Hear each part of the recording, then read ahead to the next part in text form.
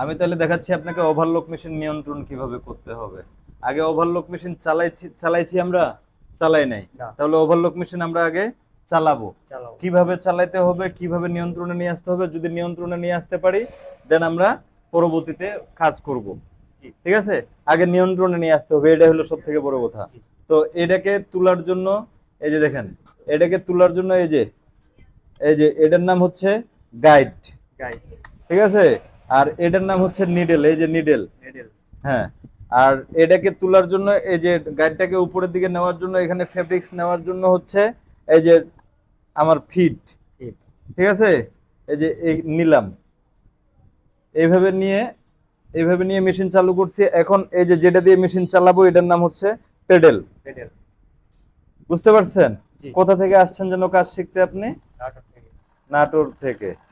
আচ্ছা, এ ভাই আসছে নাটোর থেকে কাজ শিখতে আমার যমুনা গার্মেন্টস ট্রেনিং সেন্টারে। এই যে নিচি না, এভাবে দিয়ে সোজা করে চালাবো। কতদিন থেকে ভিডিও দেখতেন আপনি আমার?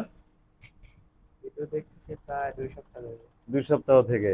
এই যে এইভাবে আগে আস্তে করে চালাবো। দেখেন আমি এখানে ফেব্রিক্সটা নিয়েছি কোথা থেকে, এই যে দেখেন, এই যে এই নাইফটা এই যে ব্লেডটার সাথে কিন্তু আমি কাপড়টাকে ঘেঁষাচ্ছি না, কাপড়টাকে ওইখানে নিচ্ছি না, দূর থেকে নিচ্ছি। হ্যাঁ থেকে।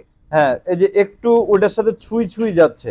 ঠিক আছে, যে আলগা যে সুতাটা আছে ওই সুতাটা অটোমেটিক কাটা পড়বে। এই যে এই কাপড়টাকে এখন আমরা এইভাবে চালাবো। ঠিক আছে, কাপড়টা ওইভাবে ওইদিকে নিব না, এইভাবে চালাবো। আগে সিঙ্গেল কাপড় চালাই, তারপরে যখন এটা হয়ে যাবে তারপরে আমরা ডবল কাপড় চালাবো। বুঝতে পারছেন? আগে মেশিনটাকে নিয়ন্ত্রণে নিয়ে আসি, তারপরে আমরা আলাদা কাজ করব। এইভাবে চালাবো। পারবো না?